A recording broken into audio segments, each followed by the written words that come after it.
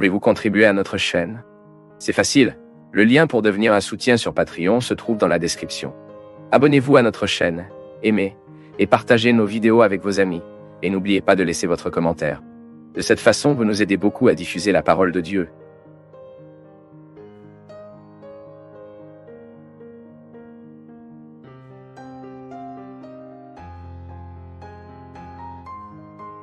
Quiconque souffre du syndrome de panique sait à quel point il est mauvais de ressentir ce que nous ressentons.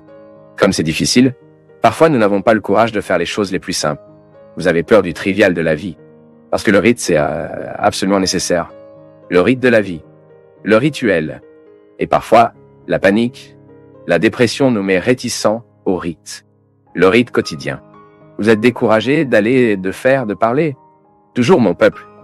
Ces dernières années, les choses les plus simples que je devais faire, je pensais que je n'allais pas le gérer. J'avais une table, j'approchais de l'endroit, mais je ne le gérerais pas. J'avais besoin d'aller à l'aéroport pour obtenir un avion. Chaco ne s'occuperait pas d'un avion et n'arrivait pas à l'endroit. Savez-vous quand vous devez penser à chaque phase du processus? Et dans chaque phase du processus, pensez-vous que c'est trop lourd pour vous? Polo, qui est le chauffeur qui m'a pris toutes ces années dans les distances plus courtes. Il m'emmenait à l'aéroport, parfois 2, 3 fois par semaine. Et il est devenu un symbolique pour moi de la sécurité, tu sais. Je ne lui ai jamais dit ça. Je suis monté à l'intérieur de la voiture, non? Ces dernières années, quand je suis allé, le moment de partir, j'ai eu un trouble physique, vous savez? J'avais de la fièvre, j'avais de la diarrhée, j'avais faim de l'empressement, il y en avait tellement. Ensuite, j'ai arrêté la voiture, je suis entré, je suis arrivé à l'aéroport quand j'avais besoin de sortir de la voiture.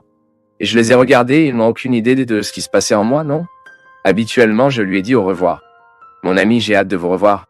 Il rit. Et donc, quand je suis arrivé à Garolos, la meilleure chose que j'ai eue était de voir Polo là-bas parmi les gens. Donc quand il obtient un processus difficile, quand tout devient douloureux pour vous, plus vous voyez un sens dans tout ce que vous faites, il y a une commande. Il y a une commande donnée en vous. Changez, déplacez les pièces de jeu, faites quelque chose. La façon dont vous jouez, vous perdez. Un autre que j'ai dit, de notre mieux que je fais, combien de fois je l'entends, vous ne pouvez pas vous arrêter, votre travail est très important, les gens pour qui j'ai demandé de l'aide, combien de fois je l'ai entendu, mais vous êtes arrêté pour vous penser combien de personnes regardent ce programme? Oui, je l'ai fait.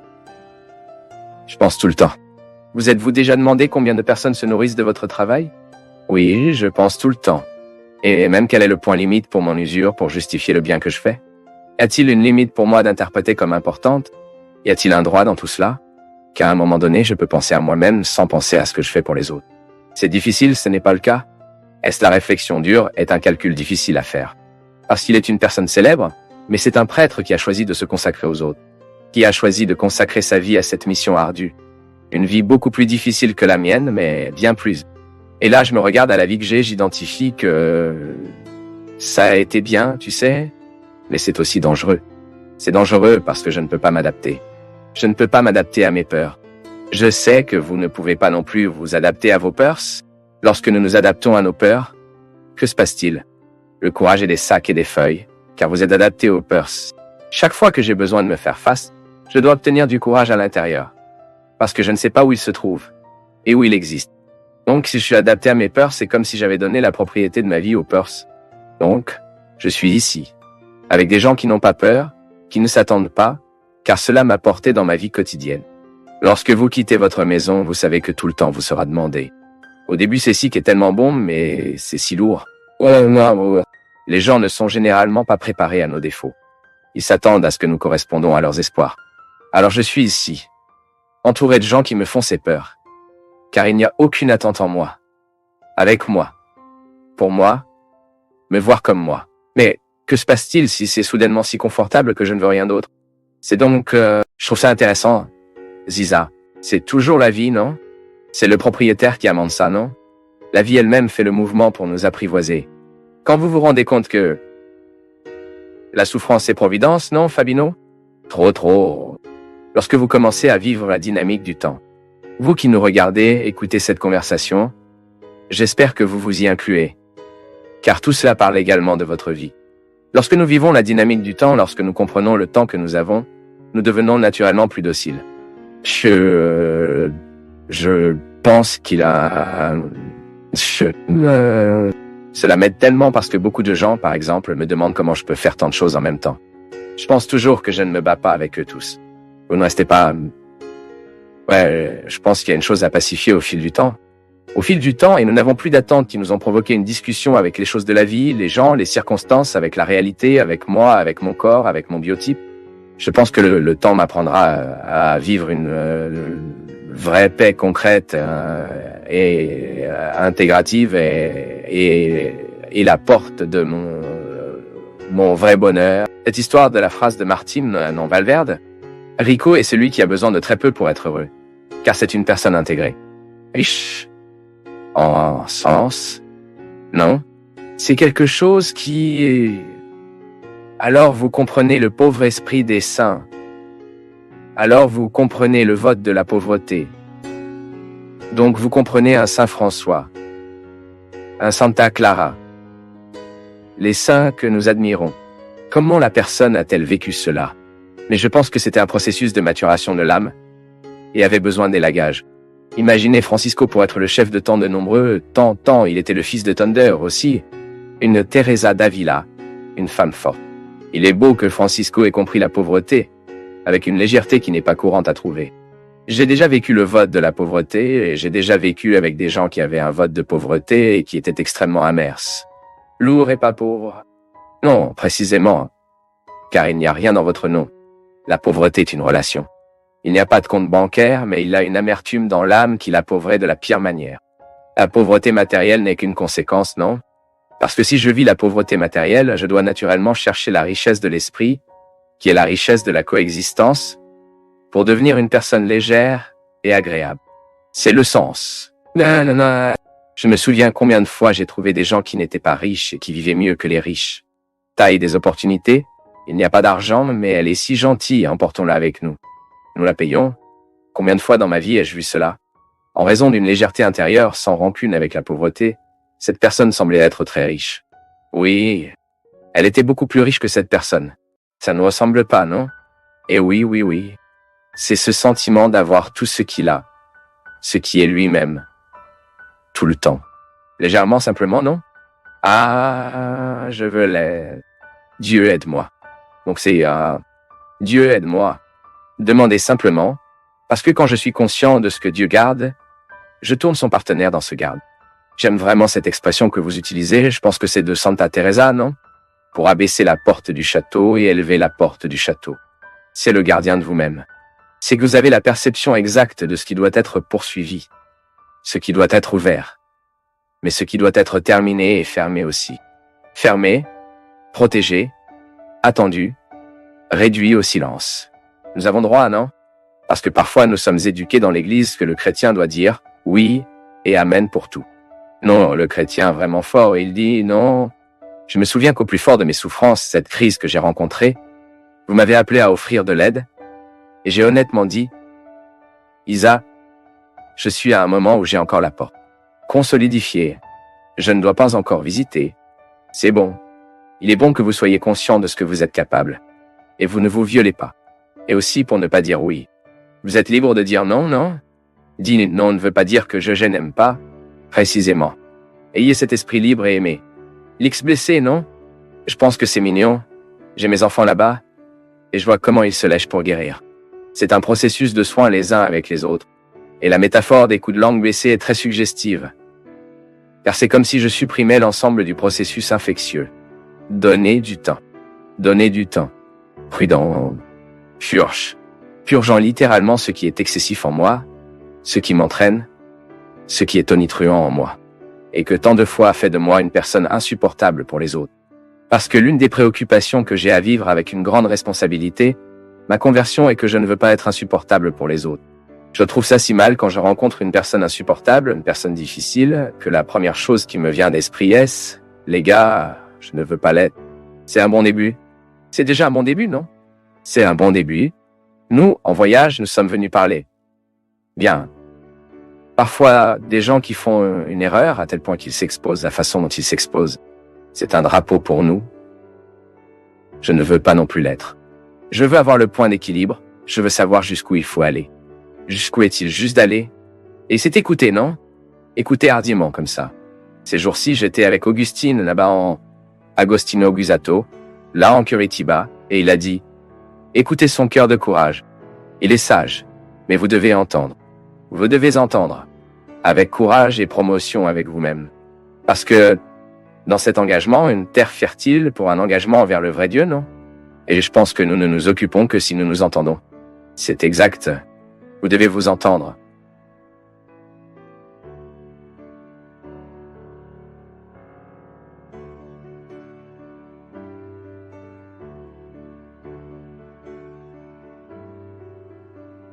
Fabiana écrit, elle remercie également, elle dit qu'il y a quelques mois, elle avait rencontré plusieurs difficultés émotionnelles, puis elle a commencé une lecture biblique, une prière quotidienne, était motivée à le faire.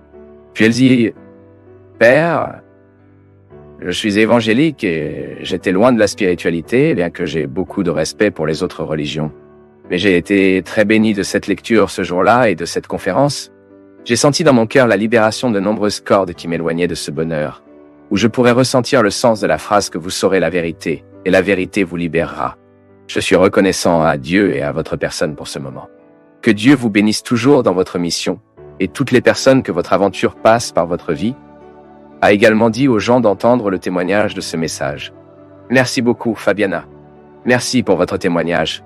Bon, ma fille, chaque fois que nous sommes prêts à être en contact avec la parole de Dieu et nous permettons à cette parole de nous éclairer, car parfois vous pouvez lire et ne pas le permettre de vous éclairer, la parole de Dieu, lorsque nous ouvrons notre cœur à elle, là l'Esprit agit sur nous.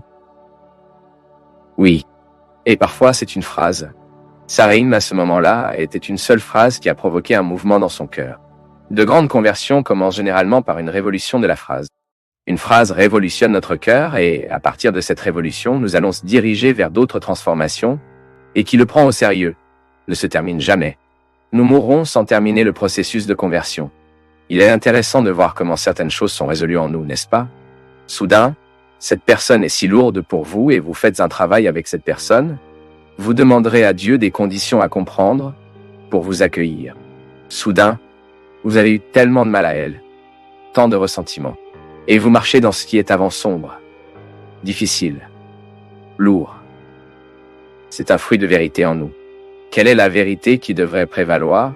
Que tout cela est idiot, qu'il ne vaut pas la peine de garder des rancunes, qu'il ne vaut pas la peine de garder le ressentiment. Tout le monde le sait. La science nous prouve que le stockage des chagrins et des ressentiments tombe malade. Nos cœurs sont malades. Mais ce n'est pas suffisant à savoir.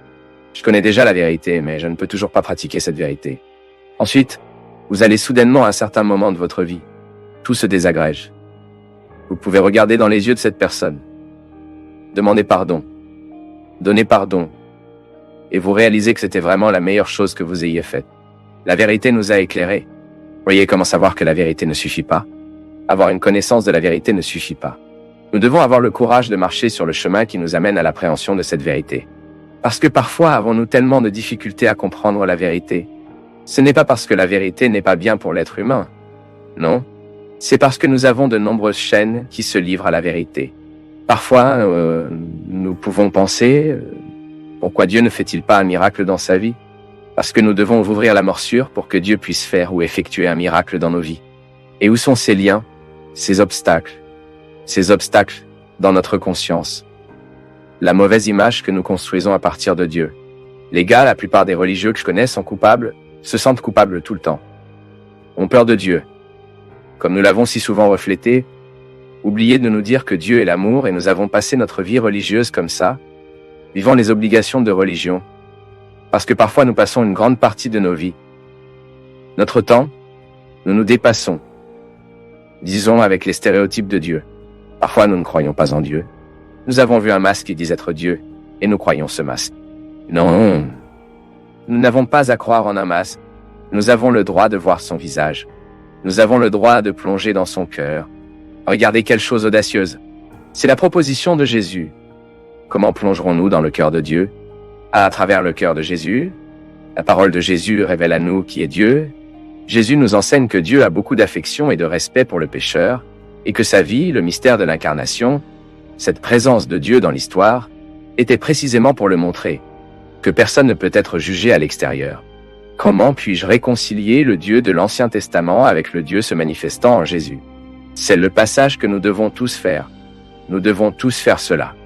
Nous devons tous vivre cette traversée. Moi, toi, je ne sais pas à quel point sur cette route tu es. J'ai encore beaucoup de nuits autour de moi, j'ai encore beaucoup d'obscurité autour de moi, mais je suis conscient que je marche vers cette lumière. Oui, je veux l'être. Tout au long de la structure de ma vie, à ma façon de penser, à ma manière d'agir, je veux être un fils du Nouveau Testament. Et j'apporte encore beaucoup de choses dans mon cœur qui me réfèrent à l'Ancien Testament. L'Ancien Testament doit être à la base de mon soutien à toutes les lois, toute la foi que j'ai reçue d'Abraham, de Moïse, des patriarches, des prophètes. L'Ancien Testament est là pour m'aider, pour me soutenir. Mais c'est le Nouveau Testament qui doit guider mes actions. Et cet itinéraire est à moi. C'est à vous. Nous sommes tous en quelque sorte des disciples à l'aube, marchant vers cette lumière. Le processus en Dieu ne se termine pas. Et c'est pourquoi l'humilité est si nécessaire dans la vie d'un chrétien, parce que c'est l'humilité qui ne nous permettra pas de nous sentir prêts, que nous nous sentons prêts. C'est l'humilité qui nous fera être en mesure de regarder notre processus et d'identifier qu'il y a encore beaucoup de routes à venir. Et, Fabiana, chaque fois que nous sommes prêts à entendre la parole de Dieu, et chaque fois que nous le prenons au sérieux que ce mot nous révolutionne, nous, oui, à la connaissance de la vérité. Jamais la vérité dans son intégralité, car elle ne correspond même pas en nous. La vérité est si grande, elle est si précieuse, elle est si grande qu'elle ne rentre pas dans nos cœurs. Nous allons progressivement collecter comme si nous étions sur la route en collectant de petites pierres précieuses que nous trouvons. Ou en tant que prospecteur qui passe sa vie à extraire de nombreuses pierres précieuses de la perspective à rassembler un seul trésor. C'est comme ça qu'on fait. Nous croyons que Jésus est le chemin, la vérité et la vie.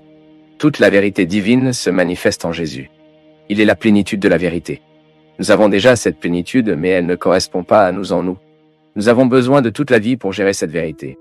Pourquoi ? Il ne suffit pas de connaître la vérité, il est nécessaire de le pratiquer. Et la pratique se produira tout au long de la vie, dans la vie quotidienne. C'est la procédure. La connaissance de la vérité me donne des conditions à identifier dans le processus de mes jours cette identification intime entre ce que je suis et la vérité qui m'a été révélée. Il est intéressant que le processus thérapeutique fasse la même chose avec nous. Lorsque vous avez un traumatisme, par exemple, le psychothérapeute à travers une approche, je ne sais pas quelle ligne il utilisera, mais généralement des approches conscientes, il nous aidera à comprendre pourquoi nous avons été traumatisés à ce moment-là. Le traumatisme est toujours une réalité que nous ne pouvions pas comprendre à ce moment-là. Et d'après l'expérience thérapeutique, nous marchons. C'est comme si nous marchions sur une route où il a plus de jour. Vous sortez la nuit, tout est très sombre. Et pendant que vous marchez, la journée est née. Vous allez donc identifier les raisons du traumatisme. Vous contacterez la vérité. Pourquoi je le ressens ?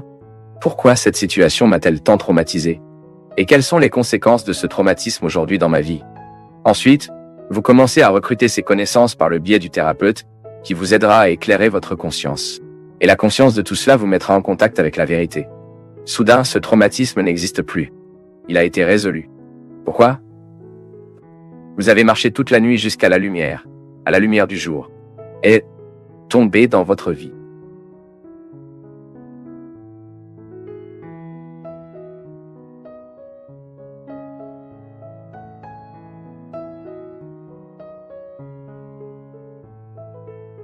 Vous savez que la santé mentale, émotionnelle et psychique vous donne le nom que vous voulez, cela dépend de notre réconciliation personnelle. Un esprit harmonieux est le résultat d'une réconciliation quotidienne que l'on vit avec eux. Les névroses, ce sont des expressions précisément de ce manque d'harmonie. Vivre réconcilié avec vous est fondamental pour que nous soyons en bonne santé émotionnellement. Et nous réalisons cela. Vous vivrez et vous constaterez que plus il y a d'harmonie dans cette personne.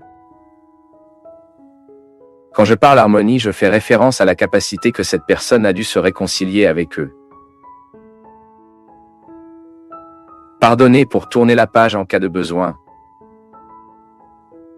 Pour les enterrer ses morts, d'accueillir ses pertes. Cette personne qui expérimente de ne pas garder ce qui ne valait pas la peine. Combien de fois avez-vous besoin de vous pardonner tout au long de la journée ? Mais ne manquez pas l'occasion de vous pardonner, parce que c'est le christianisme, mais un pardon fructueux qui atteint vraiment les structures de votre esprit, la façon dont vous pensez, parce que le pardon, si nous ne guérisons pas cette pensée, nous ne guérirons pas le sentiment.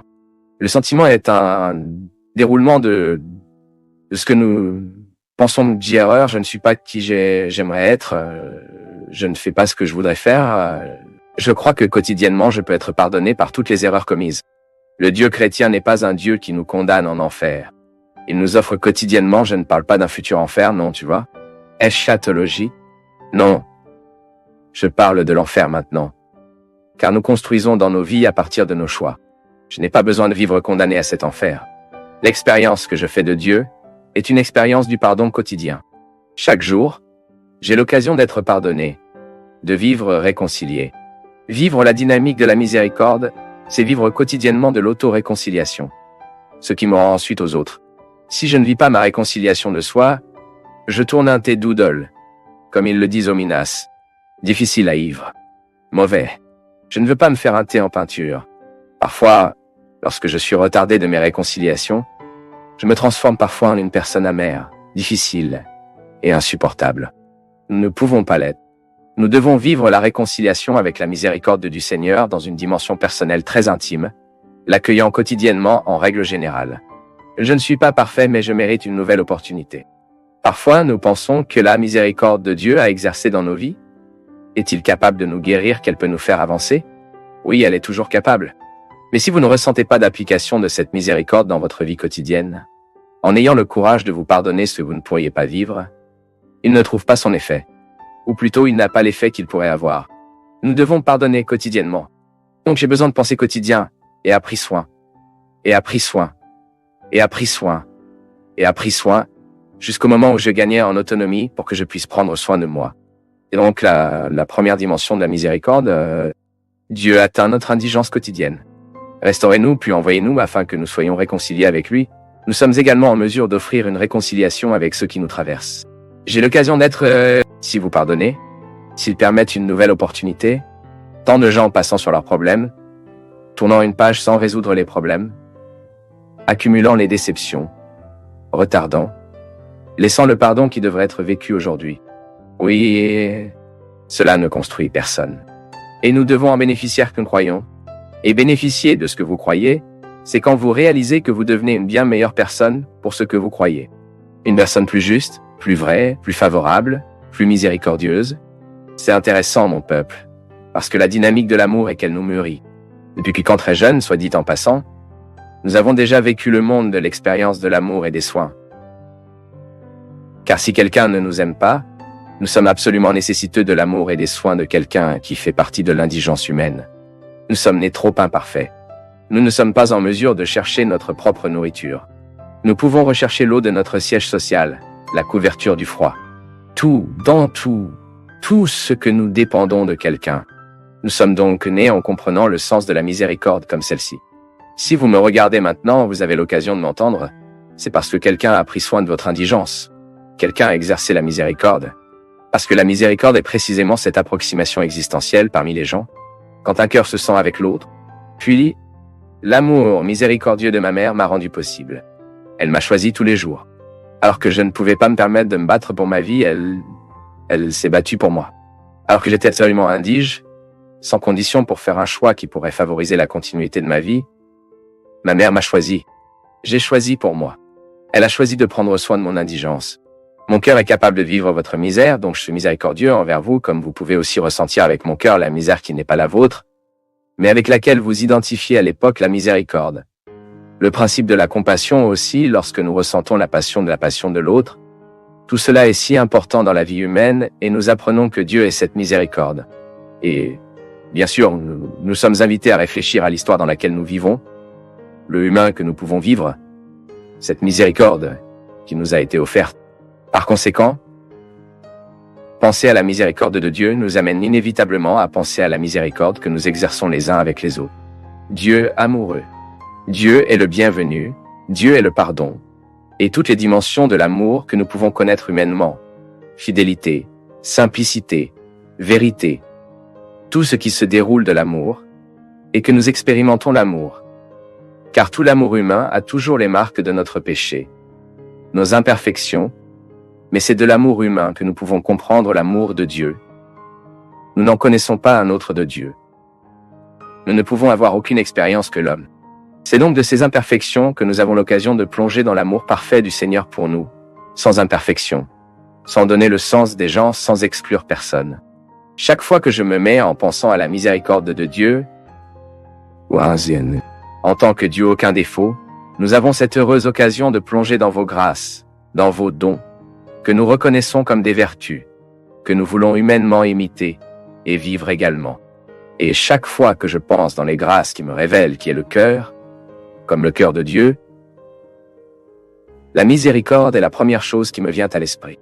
J'expérimente un Dieu miséricordieux, un amour qui est offert à tous, aux saints et aux pécheurs, tout comme le soleil est né à tous. Il ne brille pas seulement sur les justes, non, il brille également sur les injustes, et l'amour de Dieu est constamment offert à nous tous. Je me souvenais beaucoup d'une phrase du Père Déon, qui est le fondateur des Pères du Sacré-Cœur de Jésus, où j'ai eu ma formation. Et vous m'avez peut-être même entendu cela. Le Père Déon a dit « Dieu ne peut rien faire avec nos œuvres s'il avant qu'il n'ait pas de cœur. Il n'y a pas de croix qui m'appelle Dieu. La foi, l'expérience religieuse, elle ne peut pas avoir seulement. Elle ne peut pas me provoquer l'occasion de trouver le Seigneur. Mais je trouve aussi le Seigneur dans les frères. Ce sont les deux dimensions de notre foi. J'en ai parlé le vendredi saint. Là, dans ma communauté, que nous avons vécu la croix des deux traces. Oui, je suis lié à Dieu, mais je suis également lié à mes frères, aux gens qui font partie de ma vie, aux gens où ceux que je trouverai pour la façon dont je passe.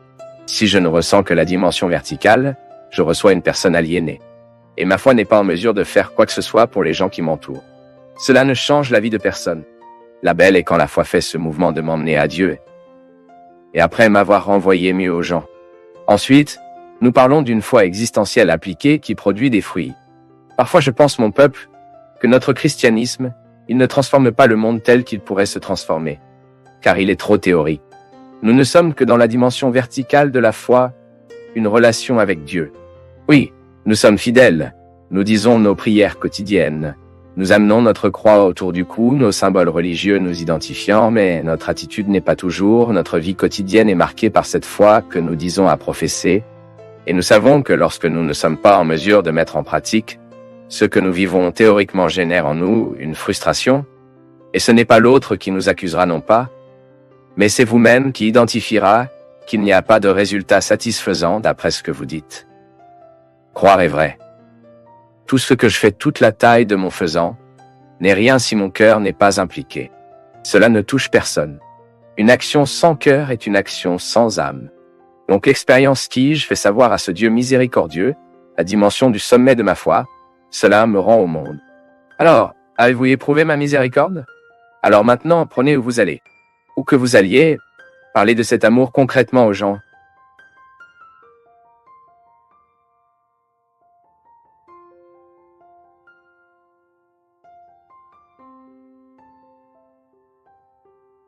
C'est un grand plaisir pour nous tous du Path of Faith d'être avec vous en ce moment. Veuillez partager vos impressions sur le sujet d'aujourd'hui dans les commentaires, soutenez-nous en aimant la vidéo et aidez à la diffuser en l'envoyant à vos amis. Abonnez-vous à la chaîne pour rester toujours connecté et recevoir nos nouvelles vidéos.